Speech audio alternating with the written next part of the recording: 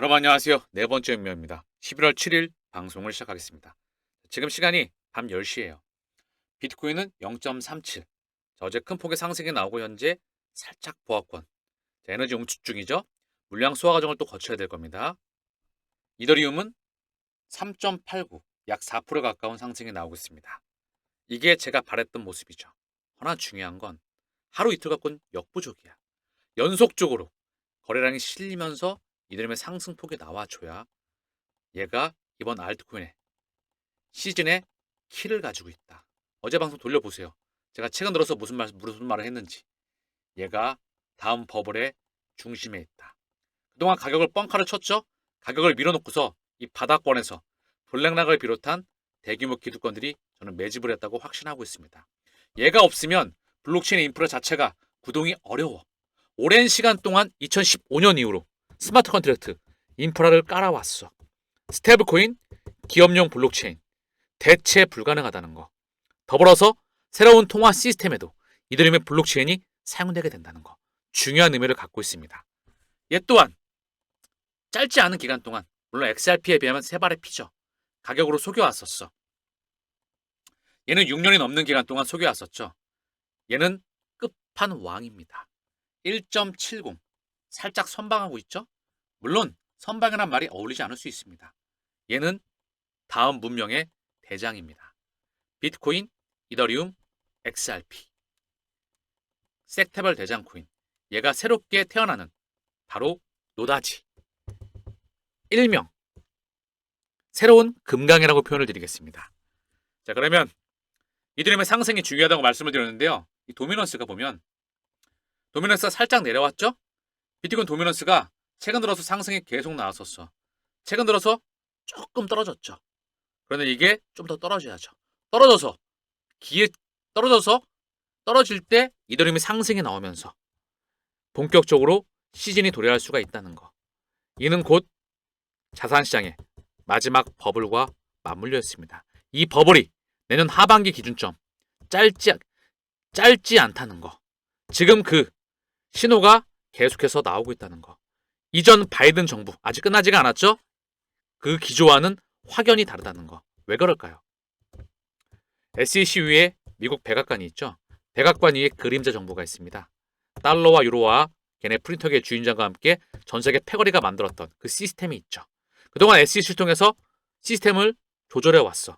달러가 국제결제통화, 기축통화였잖아요. 근데 미국이 대놓고 코인과 가상자산과 스테이블코인과 CBDC를 적극적으로 받아들이면 금융시장이 크게 흔들거릴 수가 있겠죠. 달러가 큰 폭으로 하락을 하게 되면 갑자기 금융시장에 패닉이 불어닥칠 수 있습니다. 그래서 속도 조절을 겉으로 보이기에 명분을 제공해 세웠던 것이죠. 허나 이제는 그 시스템이 다릅니다. 명실상부하게 미 국채, 일본과 중국이 미국채 넘버1, 넘버2 보유국이에요. 얘네가 명실상부하게 미 국채를 빼고 있죠. 힘을. 1970년대 달러, 원유 이 페그 시스템이 끝났습니다. 사우디와 미국에. 근데 미국이 끝낸 거예요. 아시겠죠? 미국의 그 주인장들이 끝을 냈다. 자, 그러면서 통화 시스템이 새롭게 바뀌어 나갑니다. 그 구도로 봐야지. 큰 그림을 보면서 숲을 보면서 나무를 함께 볼 수 있어야 돼. 그동안에는 비트코인, 솔라나, 도지, 수이 얘만으로는 역부족이에요. 그래서 구글 트렌드에서 비트코인이 상승을 해도 올해 초죠? 상승을 해도 도지가 상승을 해도 솔라나가 상승을 해도 사람들이 관심이 없어. 왜? 얘가 이더리움이 대폭발을 안 했기 때문이죠. 그래서 얘가 키를 가지고 있다고 말씀드리고 싶은 겁니다. 아시겠죠? 그 흐름을 정확히 읽으시길 바랍니다. 트럼프 당선됐다. 속도와 파급이 빨라진다.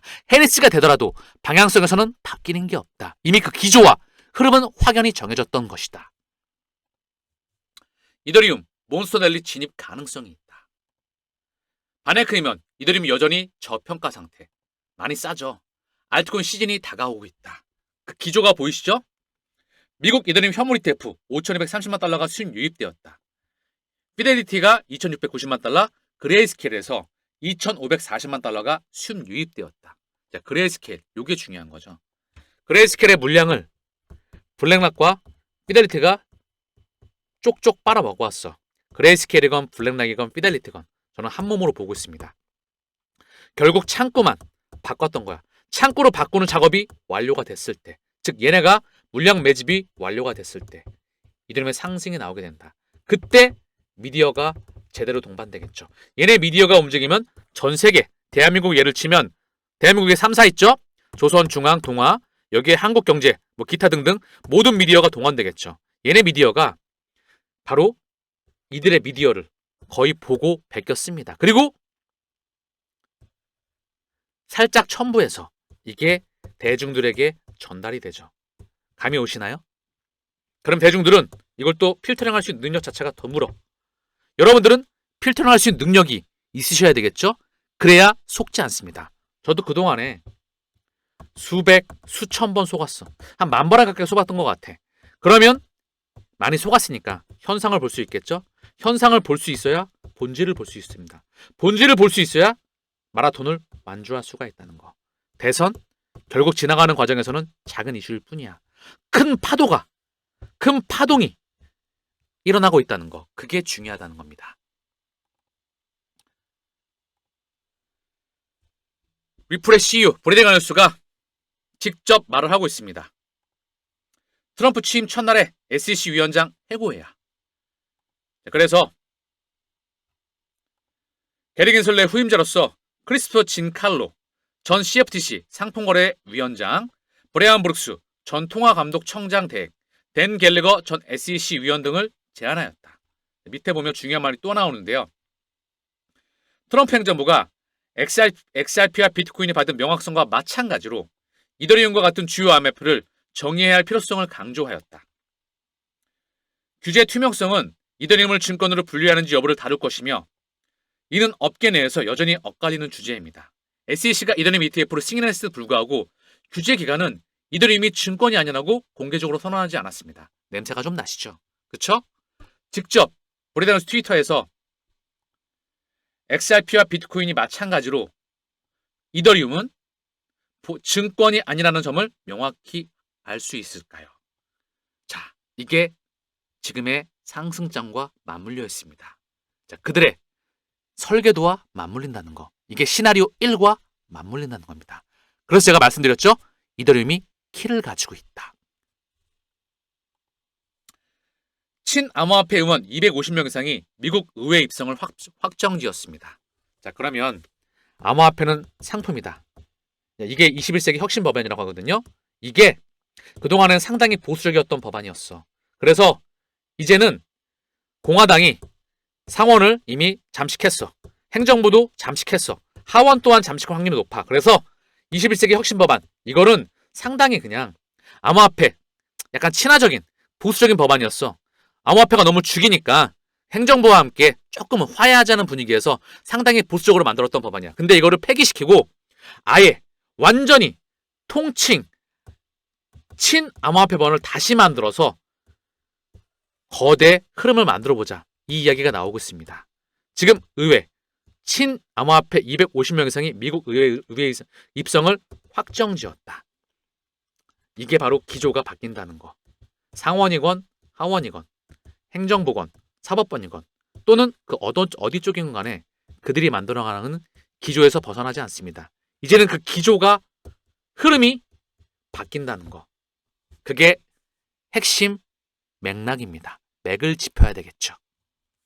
자, 지금 보시는 사진은요. RWA, 미국채 토코나 대표적인 업체들입니다. 프랭클 템프턴, 온도, 오픈에덴, 슈퍼스테이트, 벡트 여러 가지 업체가 있죠. 뭐 스텔라, 폴리곤, 이더리움, 여기 XRP 레저도 들어가고 있습니다. 제가 이걸 보여드리는 이유가 있죠. 프랭클 템프턴과 브레나게 비들이 압도적인 넘버 1, 2예요. 온도도 최근에 사랑을 많이 받았죠. 자, 그리고 또 하나 보여드릴 게 있어요. 사진을.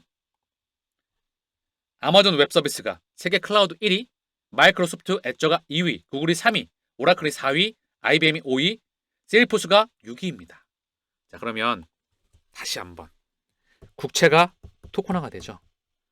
부동산도 토코나가 됩니다. 그렇죠? 채권과 부동산, 가치가 있는 모든 것들이 우리가 투자하고 있는 블록체인을 통해서 토코나가 됩니다. 가치가 재입혀지게 되죠. 그렇죠? 이걸 기반으로 해서 여기에 새로운 유동성이 들어옵니다. CBDC와 스테이블 코인.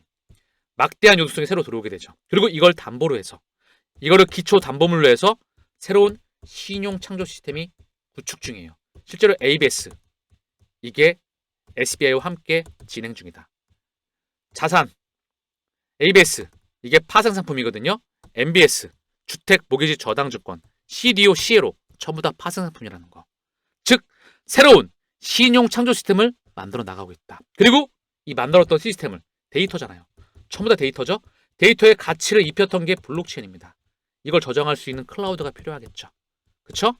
최근 들어서 아마존 웹서비스, 마이크로소프트 애저, 구글 클라우드, IBM, 셀포스트, 여기에 다 리플과 파트너십을 맺고 전부 다 여기에 데이터를 저장할 수 있는, 혈관과 연결될 수 있는 그 시스템이 구축 중이죠. 직접적으로 파트너십을 맺거나 간접적으로 연결되어 있거나, 파트너십에 파트너십 또는 이렇게 연결되거나, 이렇게 망이 연결되고 있다는 거. 서로 따로 놀지 않는다는 거. 클라우드가 어디죠? 바로 다음번 저장 공간이자 곳간입니다. 이게 혈관과 연결되어야 되겠죠. 실시간으로 24시간 365일 일주일 멈추지 않고 가동되는 시스템입니다. DLT, 분산 원장을 통해서 이 원리를 읽을 수가 있어야 됩니다. 다가오는 시나리오 1, 우리는 돈을 벌어야죠. 마지막으로 돈 얘기를 하고 마칠게요. 원리 얘기를 말씀드렸으니까 시나리오 1, 자, 다가옵니다. 따라오는 경제 위기도 다가옵니다. 그리고 새로운 노다지, 지금은 50년 전에 강남 땅이 개발된 것과 똑같다. 좀 더 크게 말씀드리면 1800년대 맨하탄을 지금 우리가 침을 발라놓은 것과 똑같은 그 시스템이 구현되고 있는 겁니다. 지금 거기서 올라가니 내려가니 돈을 벌었니 말았니 이렇게 하고 있다는 거죠. 아시겠죠? 정신 똑바로 차리시고 이 마라톤을 완주하시길 바랍니다.